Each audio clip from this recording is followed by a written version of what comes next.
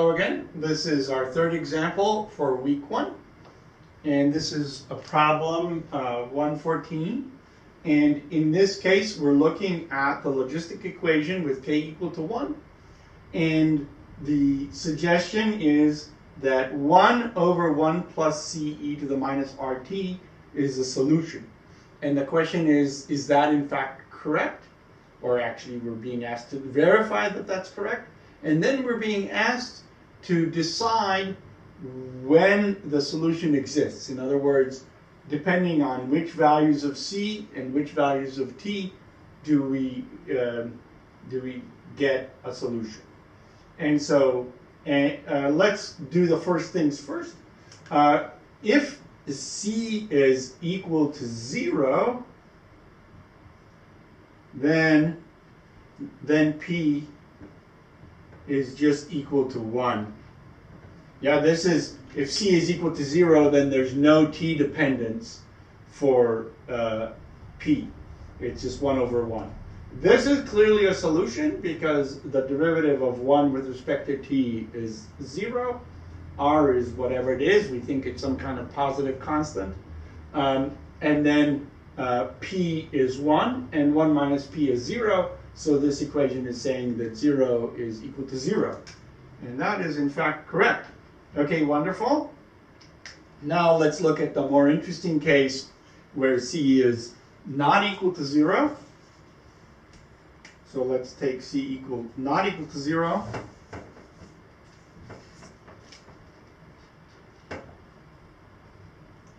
In this situation, I'm going to think of p as equal to 1 plus c e to the minus rt to the minus 1.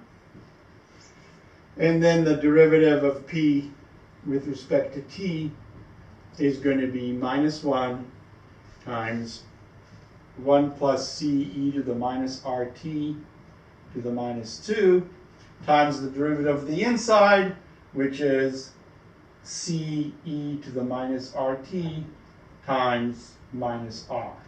Right? We're differentiating with respect to t. And so in this case, we get minus here and minus here, so that's a plus. And we get r c e to the minus rt times 1 plus c e to the minus rt to the minus 2. Now let's ask ourselves whether that's actually the same as the right-hand side. So let's see, we have an r on the left, we have an r on the right.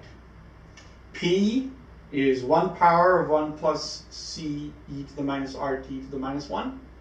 And 1 minus p, that's the tricky part. So before I do this, to calculate 1 minus p, I'm going to have this 1 plus c e to the minus rt as a denominator. So let's remember that because I'm going to need to erase. And so we have an r on both sides. We have 1 plus c e to the minus rt to the minus 2 on the left. And we have a c on the left. And on the right, we have 1 plus c e to the minus rt to the minus 1. And then we'll have it to the minus 2 when we have a common denominator. And then we have to figure out what 1 minus p is.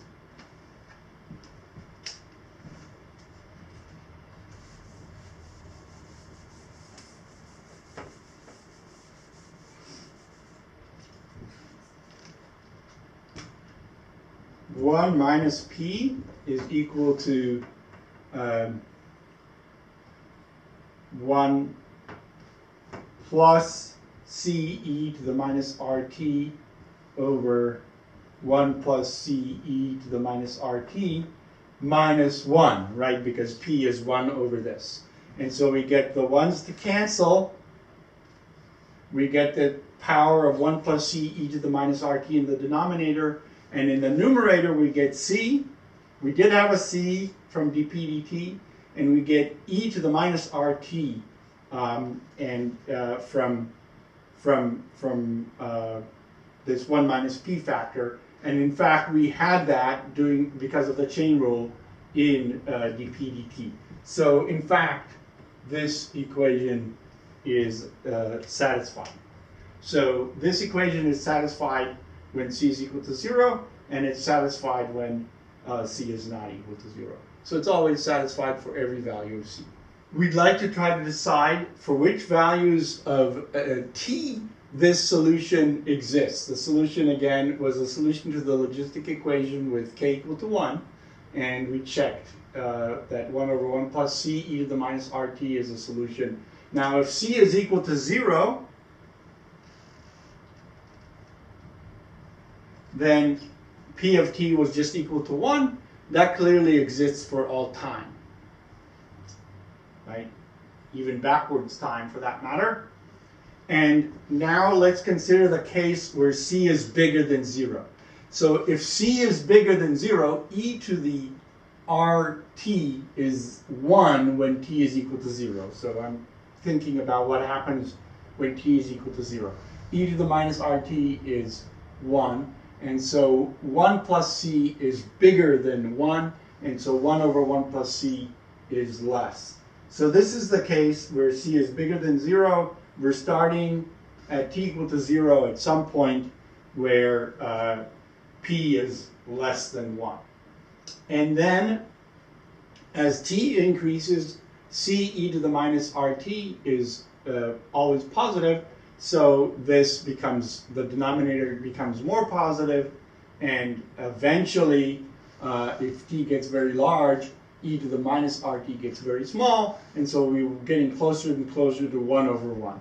So that solution looks like this, and again, this is a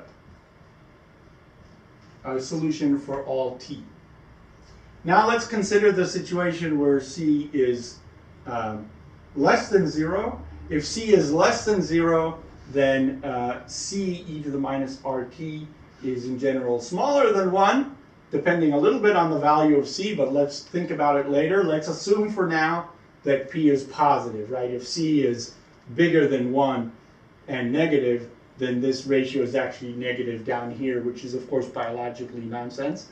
And so let's ignore that for now. So let's consider the case where c is negative, but 1 plus c is positive. And so 1 over 1 plus c is less than 1, and so we're starting someplace here. Now let's think about what happens as t increases. E to the minus rt is getting smaller, and so 1 plus c, this c is negative, but 1 plus c is actually getting bigger, right? C is a negative number being multiplied by a positive number that's getting smaller. So 1 plus c is always positive, and so we're getting the same kind of situation where this is true for all t. Okay, but this was the case where 1 plus c is bigger than 0.